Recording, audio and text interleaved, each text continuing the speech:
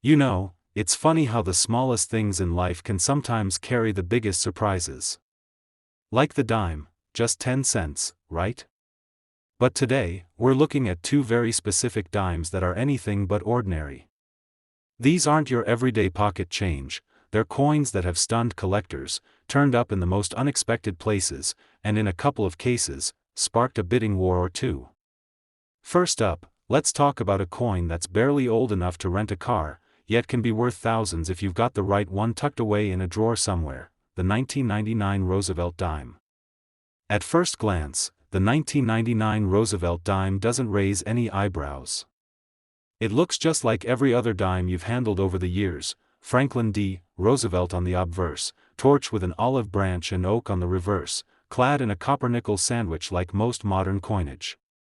But what if I told you that a tiny minting mistake in 1999 created one of the most sought-after error coins in recent U.S. coinage history? We're talking about the elusive 1999 P. Roosevelt dime struck on a penny planchet. Let's break that down. A planchet is the blank piece of metal a coin is struck on. A Roosevelt dime is supposed to be struck on a small copper-nickel disc. But in rare cases, a penny planchet, a copper-coated zinc disc meant for a 1-cent coin, ends up in the dime press. So when the press stamps Roosevelt's image onto this smaller, reddish planchet, it creates a coin that's slightly smaller than a regular dime and noticeably off-color. The details around the edge get cut off because the planchet's not quite big enough. In short, it looks like something went very wrong, and that's exactly what makes it so valuable. Only a few of these 1999 dime-on-penny planchet errors have ever been confirmed. And when one does surface, collectors take notice. One example sold at auction for over $13,000, not bad for a coin that was originally worth 10 cents. That specific specimen was graded MS65 by PCGS, meaning it was in mint state condition with minimal flaws. The better the condition, the higher the price, naturally. A circulated one might still bring in a few thousand, but mint state examples are where the serious value lies. Now, this kind of mint error isn't just rare, it's also something that couldn't really happen in today's minting process without being caught almost immediately. Back in 1999, quality control was good, but not as digitally precise as it is now. So a mistake like this could slip through. And when it did, it created a unique kind of collectible, not a proof coin, not a misprint, but a hybrid. A freak accident, frozen in metal. One interesting detail to look for is the weight. A normal dime weighs about 2.27 grams. A penny planchet, on the other hand, weighs only 2.5 grams, but because it's slightly smaller in diameter, it's often just enough to make a trained collector do a double take. The coin also lacks a full rim, because the die overhangs the edges of the smaller planchet. That rim, or lack of one, is usually the first thing sharp-eyed collectors spot. And it's not just one-off collectors chasing these. Professional dealers and auction houses keep an eye out for any Roosevelt dimes with irregular weight or edge details. They're rare, sure, but they're not mythical. You could, in theory, find one in a forgotten coin jar or an old roll from the bank. It's happened before. The thrill, for many collectors, is that this kind of rare coin doesn't come with a red velvet display case. It hides in plain sight. What's also fascinating is how coins like this shine a light on the human side of minting. For all the machinery and automation, errors like this are reminders that the US Mint, like anything else, is run by people.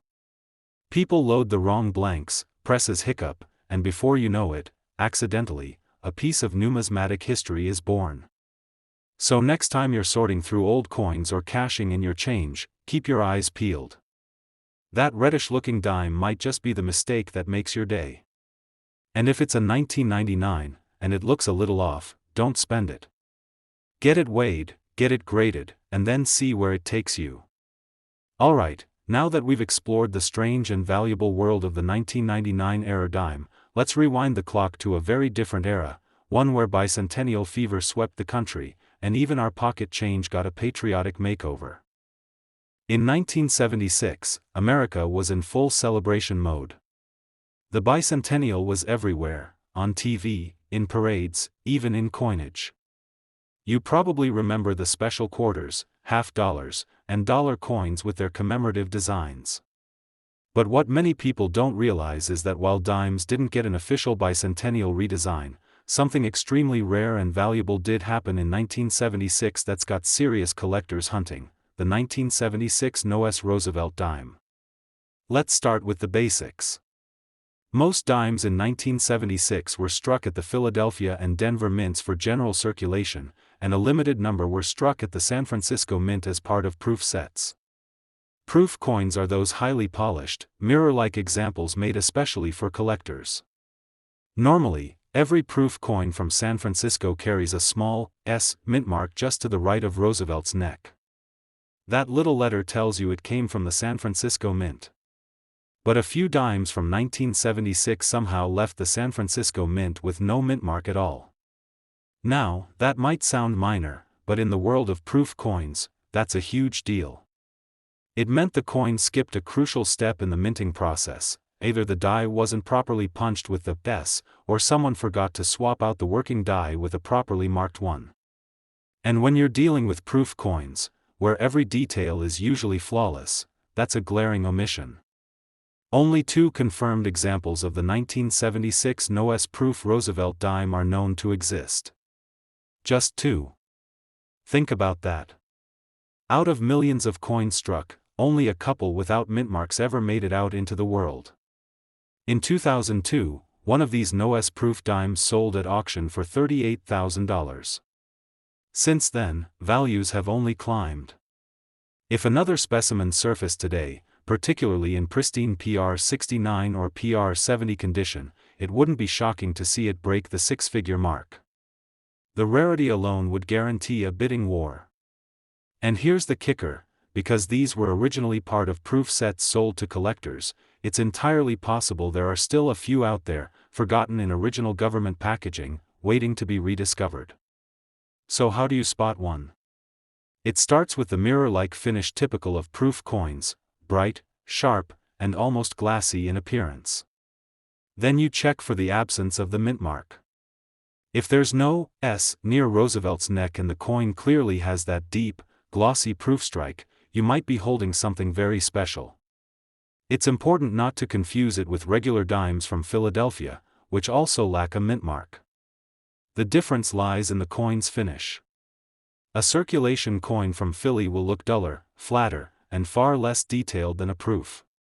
One of the fascinating things about this particular error is how quietly it slipped past quality control.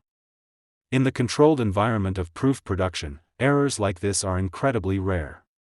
Every coin is handled carefully, inspected thoroughly, and usually housed in protective cases right at the mint. The idea that even one proof coin without a mint mark could sneak by is baffling. That too is almost surreal. It's the kind of mistake you'd expect from rushed circulation coinage, not the meticulously produced proof sets. But that's what makes the 1976 Noes dime so exciting for seasoned collectors. It's a coin with a story, a coin that shouldn't exist, yet does. And not in a way that looks flashy or gimmicky. It's subtle. You have to know what you're looking for. That's part of the appeal. It rewards knowledge, patience, and a good eye. It's not the kind of thing you're likely to stumble on by accident unless you're already the type of person who goes, "Hey, wait a second, this proof coin doesn't have a mint mark." As for condition, well, as you'd expect with proof coins, grade matters a lot. A PR60 version might catch attention, but once you hit PR67 or higher, especially with flawless surfaces and perfect contrast, the value jumps fast. A single point in grade can mean thousands of dollars difference at auction. That's why if you think you might have one, it's worth getting it authenticated and graded professionally. Even if it turns out to be something else, the peace of mind is worth it, and if it is the real deal, you'll want the paperwork to prove it. Collectors in the know keep close tabs on auction records for this coin, because its appearance is so rare that any sale becomes a headline. It's one of those unicorn coins that shows up maybe once a generation. And because it was part of an official mint product, it's entirely within the realm of possibility that someone, maybe someone watching this right now, has one in an old proof set in the back of a drawer. So, whether you're a seasoned collector or just someone who picked up a few proof sets decades ago and forgot about them, now's a good time to revisit what you've got. One missing mint mark could be your ticket to owning one of the rarest dimes ever produced. Now, looking at these two coins side by side, the accidental 1999 Diamond penny planchet and the near-mythical 1976 Noes proof, they couldn't be more different. One was a brute force minting error in the chaotic world of mass production. The other was a ghost, quietly slipping through one of the most exacting production lines in American coinage. But they share a common thread: they remind us that even the tiniest coin can carry a story worth telling, and in some cases, worth thousands.